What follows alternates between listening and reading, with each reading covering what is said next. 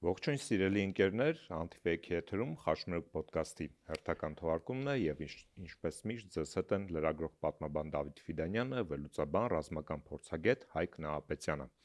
Անցնող շաբաթվա կտրվածքով հետաքրքիր իրադարձություններ տեղ ունեցան Հայաստանի շուրջ, մասնավորապես Թուրքիայում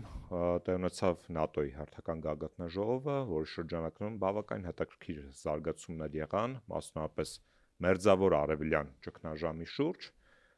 Դոնալդ Թրամփը հայտարարեց, որ Իրանի հետ այսպես կոչված հուշագիրը կամ համաձայնագիրը այլևս չի գործում եւ մենք բոլորս գիտենք, որ կնքվել էր համաձայնագիր կամ երկամսյա, այսպես ասած, մեմորանդում, որի շրջանակներում կողմերը պետք է մոտեցնեին իրենց դիրքորոշումները հակամարտության կարգավորման վերաբերյալ, բայց մենք տեսնում ենք, որ Դոնալդ Թրամփը դա այլևս համարեց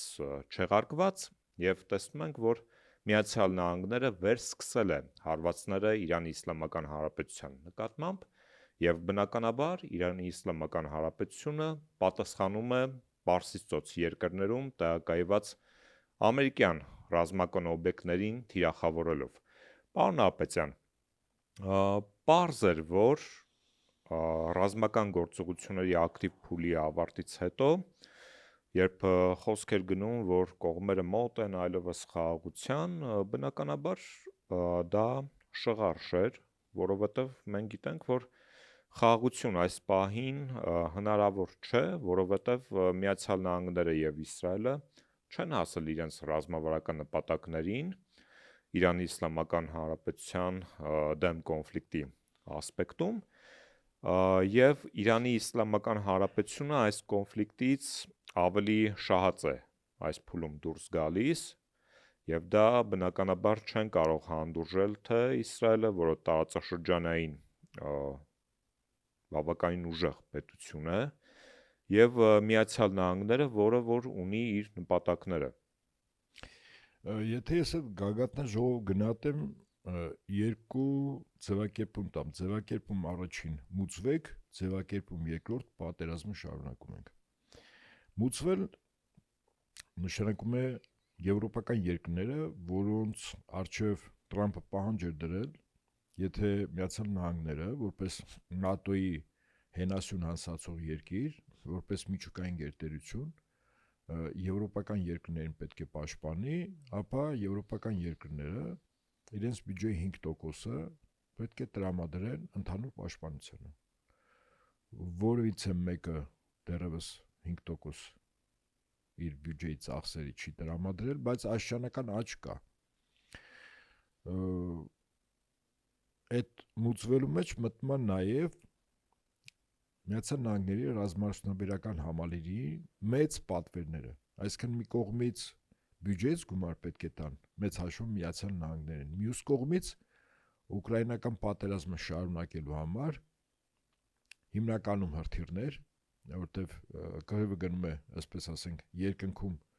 գերիշխանություն ունենալու հրթիռներ եւ հակաօդային, հակահրթիռային պաշտպանություն, ռադիոէլեկտրոնային պայքարի միջոցներ, սրանք են։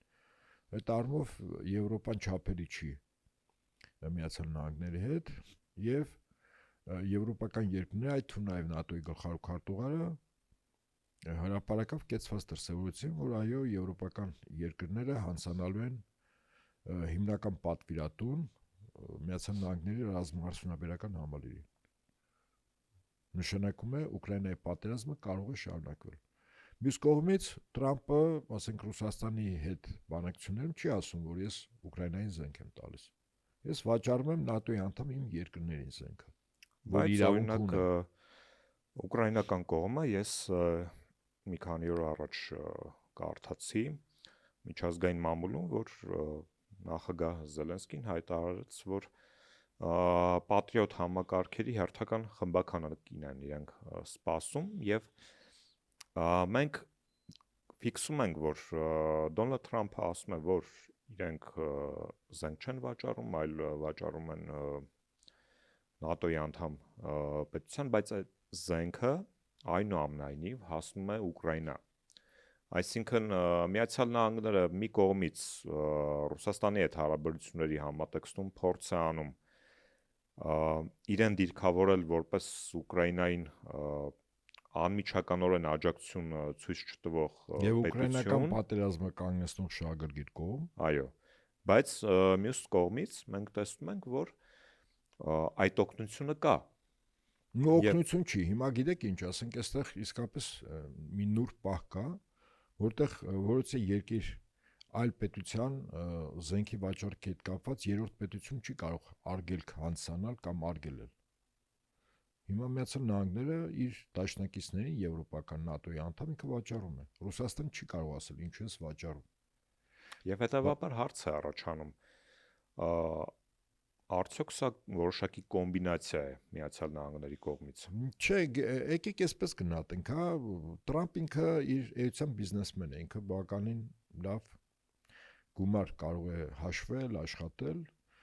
Եթե եվրոպական երկրները մինչ այդ իրենց բյուջեներից շատ փոքր տոկոսներով էին, մեծ հաշվով Միացյալ Նահանգներին տալիս ՆԱՏՕ-ի ընդհանուր բյուջե, հիմա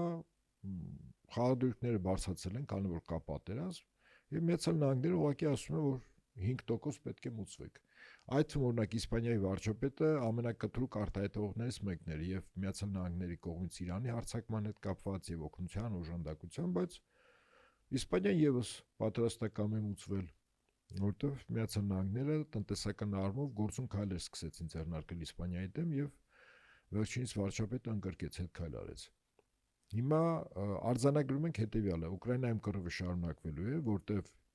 եվրոպական հարկատուների հաշվին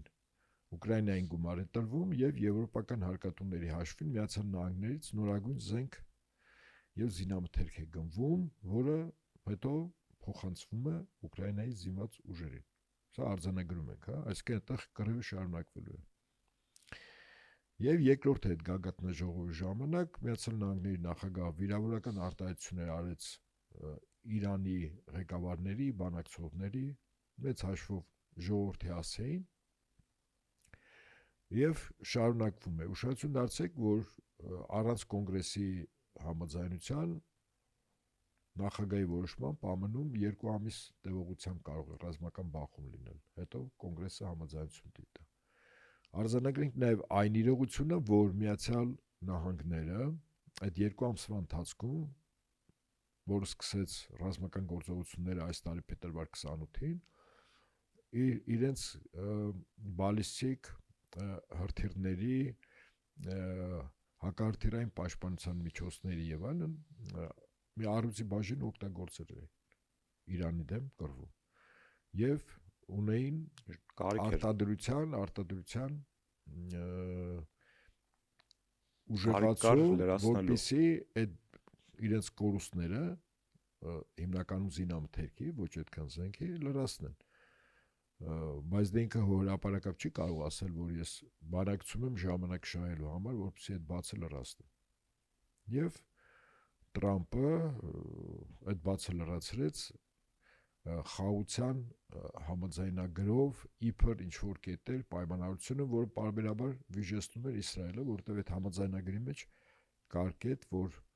Իսրայելը իր զորքերը, ցախալի ստորաբաժանումները պետք է Լիբանանից դուրս անի։ Չհանեց, ավելին, պարբերաբար հրթիռակոծում, ռմբակոծում էր եւ ըստ վերջին բախումը, որ եղավ, որից հետո ԱՄՆ նախագահը որոշում կայացրեց, որ գործողությունները շարունակելու են, հետեւյալն էր. Օրմուզի նեղուցով անցնող նավերը այնուամենայնիվ Իրանի եւ Օմանի միացյալ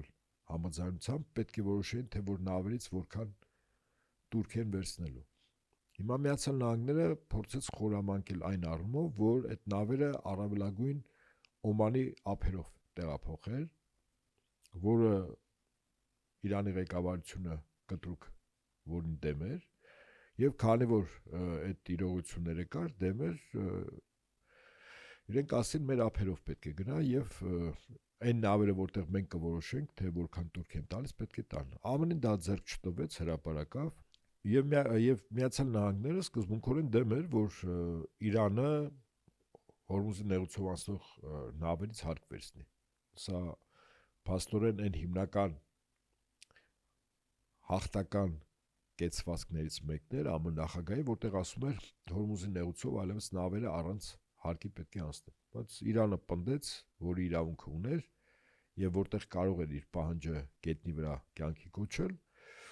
այդտեղ առաջացավ հակասություն արդեն ակնհայտ Պարոն Նահապետյան, եւ նավերին հարվածել եւ հետո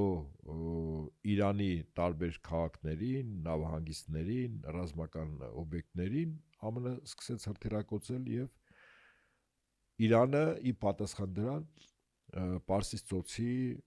երկրներին, որտեղ ամերիկյան բազաներ կան։ Այդ թվում նաև իդեպ Հորդանանն է հարվածել։ Հորդանանն միջը չէր հարվածում Իրանը, իսկ հիմա Հորդանանն եւս հարվածել է։ Պարոն Նահապետյան, տեսեք, նորից այդ մեկնարկած հարվածներում հետաքրքիրն այն է, որ արդեն թիրախավորում են նաև ենթակառուցվածքներ, մասնավորապես մամուլում գրվում էր, որ կարևորագույն ճանապարհներ են թիրախավորվում, նաև կամուրջներ, որոնք Իրանի ներսում լոգիստիկ բավականին մեծ նշանակություն ունեն, եւ այնուամենայնիվ հիմա հարց է առաջանում։ Պարզ էր, որ Թրամփը փորձանում ժամանակ շահել, որպեսզի, ինչպես դուք նշեցիք, զինամթերքի պակասը լրացնի, եւ բնականաբար պարզ է, որ պարսկական կողմը նույնպես հաշվարկում էր այդ հնարավորությունը իրադարձությունների սցենարի այսպիսի զարգացման եւ բնականաբար ինքն էլ ձեռքները ծալած չի նստել, այսպես ասած։ Եվ հետեւաբար հիմա հարց է առաջանում. իրադարձությունները ինչպիսի ընթացք կունենան, փորձենք դա հասկանալ, որովհետեւ Միացյալ Նահանգները ունի փորձ ռմբակոծությունների, լայնածավալ ռմբակոծությունների, որոնք ազդեցություն, բեկումնային ազդեցություն իրավիճակի վրա չեն թողել։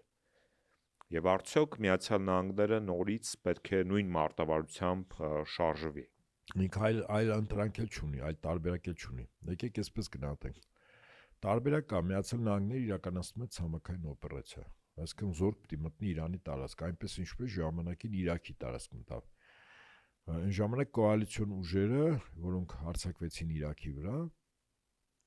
մոտ 800,000 զինծառայող էր։ Եվ դա մեկ օրում չէր հավաքվել այդ 800,000-ը տարբեր պետությունների տարածքներից, որտեղ Իրաքի վրա հարձակվեցին։ Իրանը Իրաք չէ։ Իրանը շատ ավելի սպառազեն է, ժողովուրդը շատ ավելի մոտիվացված է, գեներալները արձակուրդ չեն գնում պատերազմի ժամանակ, ինչպես Իրաքում, չեն գնվում, ինչպես Իրաքում, հա։ Եվ ամենակարևորը, որ Իրանի ժողովուրդը ի տարբերություն Իրաքի ժողովրդի,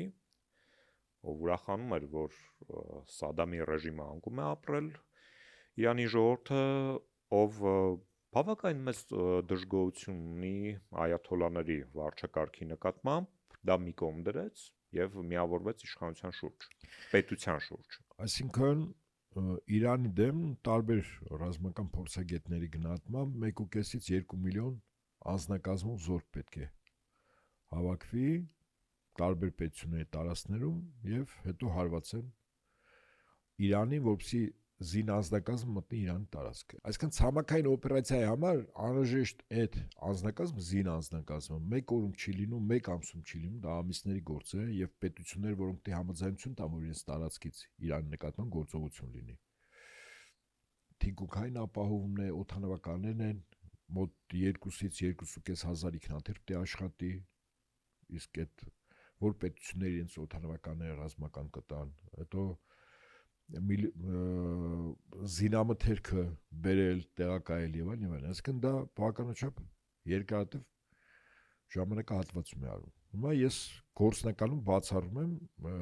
ցամաքային օպերացիա Իրանի գրավման համար։ Եթե սա բացառում ենք, հիմա նայենք ուրիշ տարբերակներ կան եւ ԱՄՆ-ը ինչ քայլեր է անում։ ԱՄՆ նպատակը քրիտիկական ենթակառուցվածքների ոչնչացումն է։ Իդեպ այդպիսի մոտեցում ուներ Ռուսաստանը եւ որին հիմա հակազդում է նաեւ Ուկրաինան, օրինակ նավթավերամշակման գործարաններին կամ պահոստներին հարվածելը։ Հիմա Միացյալ Նահանգների խնդիրը հետեւյալն է. անընդհատ վնասել Իրանի քրիտիկական ենթակառուցվածքներ, այդ թվում ռազմական գործարաններ, այդ թվում կամուրջներ, այդ թվում էլեկտրակայաններ, այո, այսինքն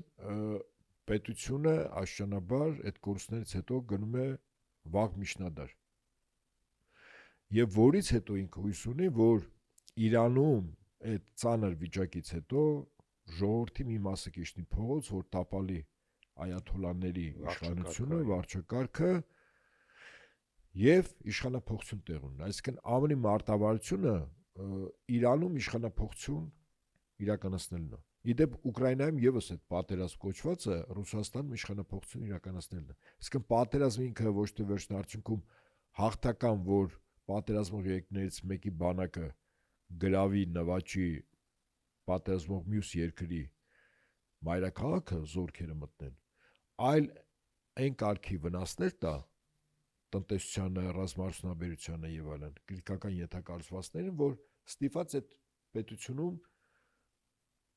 իշխանությունը բնականաբար վար չի դնի իր լիազորությունները, բայց ժողովրդին հանեն փողոց։ Ես կարծում եմ Միացյալ Նահանգների մարտավարությունը հիմա ուղղված է առայս որ այս գիշեր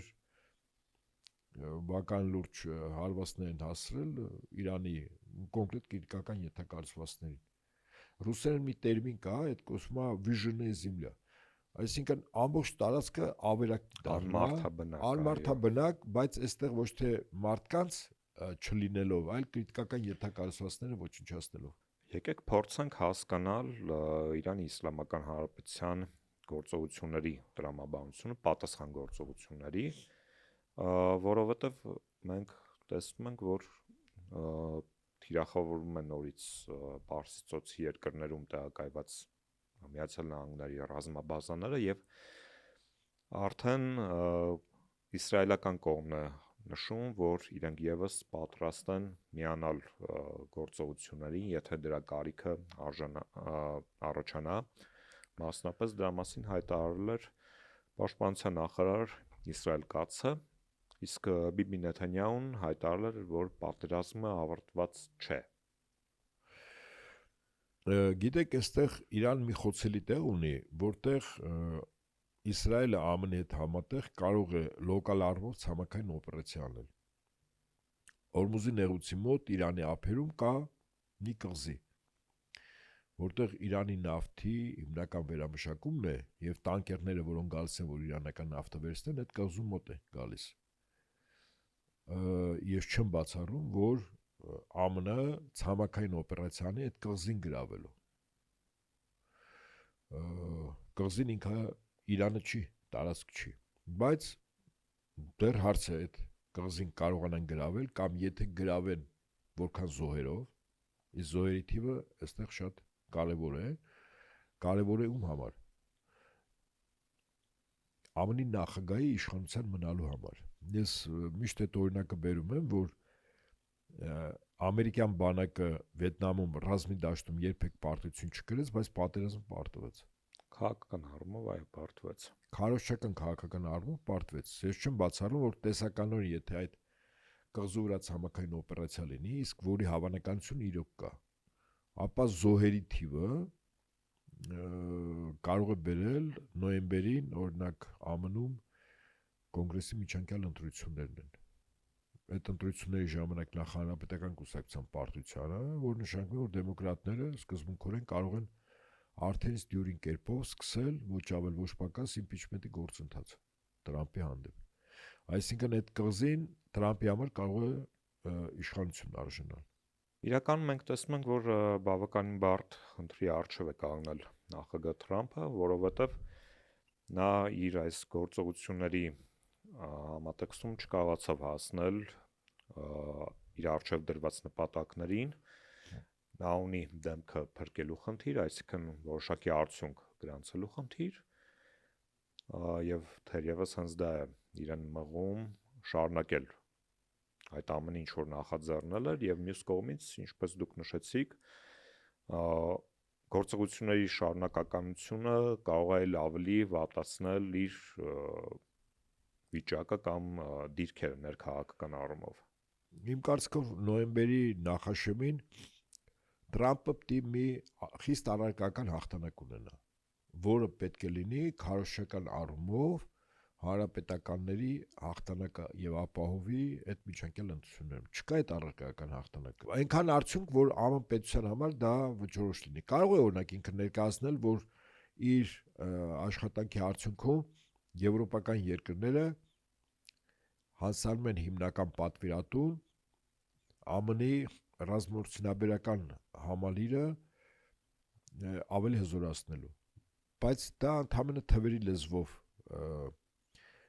երևույթ է, իսկ առարկայականը նա է, որ ինչ որ տարածք վերցրեցիր, գրավեցիր, հաղթեցիր, սա է, հա, քարոզչականը չկա։ Ես կարծում եմ, որ Տրամպը այդպիսի մի հնարավորություն ունի եւ իդեպ որի վերաբերյալ այդ նույն Անկարայում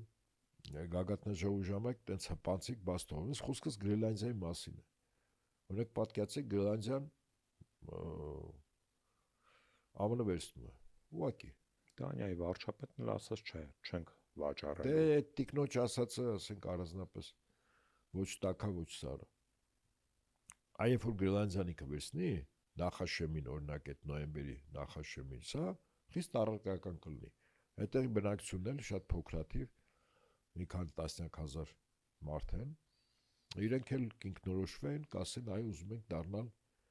ԱՄՆ քաղաքացի։ Այ Գրենլանդիան ինքը խիստ առարկայական է, որովհետև Գրենլանդիան նշանակում է օգտակար հանածուներ, հատուկ մետաղներ, հսկայական տարածք, հա, ռեսուրսն է, այսինքն ռեսուրս է, հսկայական ռեսուրս, ԱՄՆ միացնում է իրեն։ Ես կարծում եմ իմ գնահատմամբ միակ գործնական քայլը, որ մինչև նոյեմբեր Տրամպը կարող է գետնի վրա ունենալ հաղթանակ, դա Գրենլանդիան ԱՄՆ-ին միացնելն է։ Եթե ոչ, ապա ինչ հիմնավորումներ, քարոզչական ինչ հնարքներ պետք է օգտագործի հանրապետական կուսակցության առաջնորդը նոյեմբերի կոնգրեսի միջանկյալ ընտրություններում։ Ես կարծում եմ չունի։ Կամ էլ նկարիչն է հաղթելու։ Իդեպ այնտեղ էլ է նկարիչ աշխատում, այո, եթե մեզ մոտ դա ժպիտ առաջացնում, բայց օրինակ հիշեք ընտրությունների ժամանակ որքան մահացած մարդիկ էին քվեարկել նույն ԱՄՆ-ում, չէ՞։ Դե եթե մարդ իրեն թույլ է տալիս, որ ֆուտբոլի աշխարհի առաջնության ժամանակ, երբ որ խաղերից մեկում Միացյալ Նահանգների հարձակվող կարմիր քարտ էր ստացել զանգի FIFA-ի նախագահին, որից հետո կարմիր քարտը չեղարկեն, ապա մենք տեսնում ենք, որ այլևս որևէ կանոն չի գործում եւ ընդ որում բոլոր ոլորտներում։ Ուժի կանոնը։ Այո։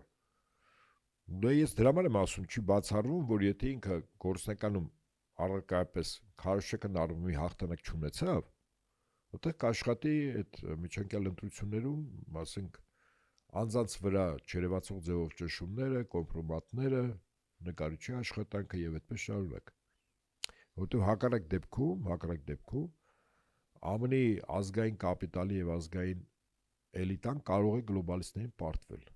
Իսկ դա իրենց համար բավականին ծանր հետևանքներ կարող է ունենալ։ Եվ Տրամպը կարծում եմ եւ այն էլիտան, որ այսօր Տրամպի հետ է եւ որ ներկայացուցիչը վերջինս է, իրենք հրաշալի հասկանում են այդ ամեն ինչը։ Եկեք հարցին նաեւ նայենք տարածաշրջանային խաղացողների տեսանկյունից, մասնավորապես Թուրքիայի տեսանկյունից, որովհետև մենք տեսանք թուրքական կողմի անթակույց հրճվանքը, երբ որ գագաթնաժողովի շրջանակներում ըստ էության Դոնալդ Թրամփը չհարկում էր Իրանի հետ համաձայնագիրը եւ արդեն տեղեկություններ են շրջանառվում, որ Ադրբեջանը զորավարժություններ է իրականացնում եւ ավելին ասեմ, արտգործնախարար Ջեյրուն Բայրամովը հայտարարեց, որ այսպես կոչված Զանգեզուրյան միջանցքի իրականացման գործնական փուլին են անցնում, որի կառավարման կետերը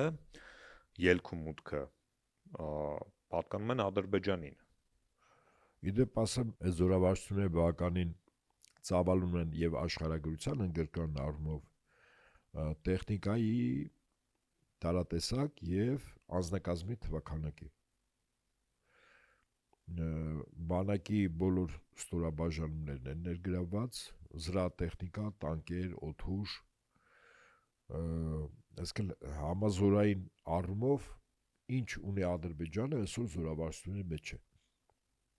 ընդգրկված եւ մասնակցում։ Աշխարհագրությունը Բաքվից սկսած մինչեւ իր հարավային սահմանները։ Ավելին տեխնիկայի վրա այն նշումներն էր տարերի առանցին, որտեղ առաջին անգամ ռուսական կողմը հատուկ ռազմական օպերացիայի ժամանակ 3 տար օգտագործեց, այդ նույն 3 տարը իրենք օգտագործել են լատինատար 44 օրյայի եւ 23-ի սեպտեմբեր 10-20-ի ժամանակ։ Այդ նույն տարերով այդ տեխնիկան եւ անձնակազմը, որը հոգեբանորեն, ես չգիտեմ, այդ տարերի հապավումները ինչ է, բայց ուղենիշ ունի հստակ։ Իհարկե, հրամանատարները հստակ գիտեն ամեն տարի ինչ է նշանակում եւ խորհուրդներ է պարունակում, այսպես։ Նաև սիմվոլիզմ։ Հիմա հարց, դե իհարկե սիմվոլներ են։ Հիմա հարց։ Հայաստանը ամբողջովին ընկղմվել է վաստակած, իհարկե ճակերտներում եմ ասում, ոչ պատերազմի եւ խաղաղության մեջ, բայց Ադրբեջանը ինչա բյուջեի այդքան ավելցուկ ունի, որ զորավարությունների վրա ծախսում են, որ մասում զորավարությունները իրենք բական թանկ հաճույք են։ Հարցարանում ում դեմ է ուված։ Այդ դեպքում ինչի համար է իր բանակի մարտունակությունը, ընդ որում այդ ծավալներով եւ այդ աշխարհագրությամբ նույն զորավարություններ անում։ Եթե մի կողմից մտածենք, որ Իրանի դեմ, որը սկզբունքորեն ես չեմ բացառում, բայց որի հավանականությունը շատ փոքր է, որտեղ այդ դեպքում ուղղակի Ադրբեջան պետության գոյությունը հարցականի տակ կարող է լինել, այսինքն Արևը կգնա այդ ռիսկին, թե չէ։ Կարող է ենթադրենք Իրանը պարտվել, այդ դեպքում Ալիևը Իրանից հսկայական տարածք ազերնով բնակեցված կարող են անջատել։ Իսկ եթե պարտվի, այդ պետությունը ընդհանրապես գոյություն չի ունենա։ Այսինքն Ալիևը ինչու՞ պիտի գնա վաբանկ տրամաբանությամբ մի գործողության մեջ, որի մեջ ավանտյուրան ավելի շատ է, քան սթափ հաշվարկը։ Իսկ ինչի պետք է դա ուղղված լինի Հայաստանի դեմ, եթե Հայաստանի վարչակարգը ամեն ինչ հանձնում է։ Հիմա այստեղ եկեք խելոք Իրանի տարբերակը չբացառենք, հավանականություն շատ փոքր է, բայց ձեր ասացի մեջ կա տրամաբանություն, եթե ամեն ինչ հանձնում ես, էլ ինչ։ Իմաստը ո՞րն է։ Ես ասեմ իմաստը ո՞րն է։ Ասեմ իմաստը ո՞րն է, իմաստը հետևյալն է։ Օրինակ նույն Ջեյհուն Բայրամովը սահմանության հետ կապված ասեց, որ իրավական առումով Հայաստանը պետք է քայլեր անի, որպեսզի պահանջատիրություն Ադրբեջանից չլինի։ Իսկ դա նշանակում է նոր սահմանություն։ Հիմա հարց. Փաշինյան Նիկոլը այս խորհրդանոր նոր սահմանություն կարող է ընդունել։ Չունի այդ մեծ բանը լծած։ Ադրբեջանն էլ ասում է, քո խնդիրն է, խոստացել ես արա, եթե ոչ բանակը պատրաստ է նայ, այսինքն դա դամոկլյան սրի նման կախվում է մեր գլխի վրա, ասում է կամ սահմանությունն ես փոխում եւ մեր պահանջները նոր սահմանությամբ ամբողջովին հաշվի ես առնում, եթե ոչ ուժով ենք վերցնելու։ Այստեղ արդեն կա տրամաբանություն։ Այսինքն Փաշինյանին անկյուն քշելու, վախեցնելու բանա կեցված կա Ադրբեջան հանդես բերում։ Վերջին հաշվով սահմանության փոփոխության վերաբերյալ նաև Փաշինյանն էր, չի ասել։ Այո։ Դու հիմա Ադրբեջանը ասում է ինչ եղավ։ Բայրամը մի 2-3 օր առաջ չի ասել դրա մասին սահմանության վերաբերյալ։ Նու սահմանություն բառը չի իրավական, որ Հայաստանը պահանջատիրություն չունի Ադրբեջանից։ Հիմա ինչ եղավ ասում է։ Ու պատական չի արտգործնախարար։ Ուզում ասել, որ այդ ուժի ցուցադրությունը եւ զորավարությունը նաեւ միջոց է զորքերի տեղաշարժի եւ զորքերի կենտրոնացման եւ կուտակման։ Հիմա մենք ինչ գիտենք, այդ զորավարությունների ժամանակ ամբողջ շարժի ժամանակ Հայաստանի սահմանում ինչքան զորք է կուտակվել։ Ես չգիտեմ։ Հետախույությունը մեր բանակի կարող է իմանալ, ու դրա մասին չեն բարձրաձայնի բնականաբար։ Բայց Ադրբեջանը, օրինակ, եթե զորքերի կուտակում լինի եւ մենք ուղղակի հիմա այդպես չունենք այդ դաշնակիցը, որ Ադրբեջանից, ասենք, պահանջատեր լիներ, թե այդ զորքերը ինչու են կուտակվել։ Իսկ Հայաստանը չէր կարող ասել ինչ են կուտակվել։ Բայց փաստը մնում է փաստ, որ զորավարությունների ավանդակ զորքերի կուտակում եւ կենտրոնացում կարող է լինել։ Հարվածային բռունցքներ է ստեղծում։ Ես կարծում եմ այդպես։ Այս զորավարությունը նաեւ առիթ է, ոչ միայն զորքերի մարզումն է, մարտական պատրաստությունն է, մարտական ոգին է, ստուգում, թերությունների հայտնաբերում, որ հետո վերացվի եւ այլն, այլ զորքերի այս պահին ես չեմ բացառում, որ մեր ամբողջ սահմանում երկայնքով զորքերի կենտրոնացում է լինում։ Եվ Հետաքրքիրն այն է, որ այսպիսի լարված փուլում Հայաստան իշխող ռեժիմը շարունակում է բռնաճնշումները, որոնք որ նա իրականացնում էր իշխանության ողջ ընթացքում, կալանավորվեց ԲԿ առաջնորդ Գագիկ Ծառուկյանը, շատ լկտի եւ այլանդակ կերպով ըստ էության վարվեցին, ներխուժելով, տապալելով, նաեւ թիրախավորելով նրա կենթանիներին, որի արդյունքում, ինչպես գիտենք, հայրություններից մեկը անկեց, եւ եկեք փորձենք հասկանալ ինչ է կատարում հիմա Գագիկ Ծառուկյանի շուրջ եւ որն էր հիմնական մոտիվացիան գործող ռեժիմի պարագլխի։ Այդտեղ մի խնդիր չի լուծվել, մի քանի խնդիր է լուծվել։ Ես դրա մասին։ Մասնապես մեկը այն կուլակաթափությունը կամ հներից ունեցվածքը ժողովրդից գողացած ժողովրդի վերադարձնել։ Այն ոնց է ձևակերպում, մետր էր բերում, սանտիմետր էր բերում։ Մեկը սա, այսքան ժողովրդին պետք է նոր զգացողություններ, որ իշխանությունը հետամուտ է եւ հետեւողական է այն խոստումների կատարման, որին կտովել է։ Ավասիկ դա, այսպես ասենք, միջազգային տերմինով կոչվում է էքսպրոպրիացիա պետության կողմից։ Նման բաներ լինում է։ Սա առաջին։ Երկրորդ, Գագիկ Ծառուկյանը այն անձն է, որը որպես կուսակցության ղեկավար հրապարակավ ասել է առաջնահերթությունները Հայաստանի տնտեսական, քաղաքական եւ ավանդական արտաքին առաջնահերթությունները։ Եվ դա Ռուսաստանն ու Իրանն է։ Իդեպ ասեմ ձեզ։ Այլոք եւս ասել են, բայց նրանք միաժամանակ մյուս կողմի վրա դրել են նաեւ արևմուտքի հետ հարաբերությունները։ Մի տարբերություն իրենց Գագիկ Ծառուկյանը հիմնական շեշտադրումը ոնց եմ ասում տնտեսական, քաղաքական անվտանգային Ռուսաստան-Իրան։ Իսկ օրվա իշխանությունների քաղաքականությունը գոնե մենք գիտենք, չէ՞, ուղղված է որ ուղղությամբ Ռուսաստանից առավելագույն կտրվել, տնտեսական, քաղաքական անվտանգային եւ դեպի արևմուտք։ Սա երկրորդ։ Երրորդ Գագիկ Ծառուկյանը եւ այդ ընտրացուցակով երկրորդ համար Անդրանիկ Թևանյանը այն անձիկ էին, որոնց առաջնորդությամբ Բարգավաճ Հայաստան այնուամենայնիվ անցողջում հաղթահարել էր։ Եվ սա խնդրահարույց է այս իշխանություններին իրենց կառավարման ամբողջ ընթացքում։ Սա խնդրեմ է։ Եվ եթե մյուս ընտրախախտումները սկզբունքորեն գնահատենք, որ այդպես էականորեն չեն ազդել ընտրությունների արդյունքի վրա, ապա այդ մոտ 60,000 ընտրողի ձայնը ուղղակի լիկվիդացվել է, փոշիացվել է եւ մի խմբակցության, ընդդիմադիր խմբակցության ուղղակի թույլ չեն տվել խորհրդան մտնել։ Սա իրողություն է։ Հիմա այդ իրողությունը պարբերաբար քաղաքական դաշտում օգտագործող ամենաշահագրգիռ անձը Բարգավաճ Հայաստան կուսակցություն եւ իր ղեկավարն է։ Ինչպես նաեւ այդ ընտրացուցակի այլ անձինք, որոնք այդ կուսակցությունից չէին, ու կոնկրետ մեկ էս ասում Անդրանիկ Թևանյանը։ Երեք էլ այդ նույն ցուցակով աստող Մայր Հայաստան կուսակցությունից Արեգնազ Մանուկյանի եւս 2 ամսով կալանավորեցին։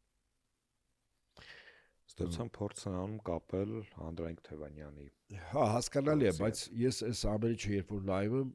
խորհրդանի պատկերով, ակնհայտ է, որ Արեգնազը բավականին ակտիվ եթերային եւ լսարան ունեցող անձ է։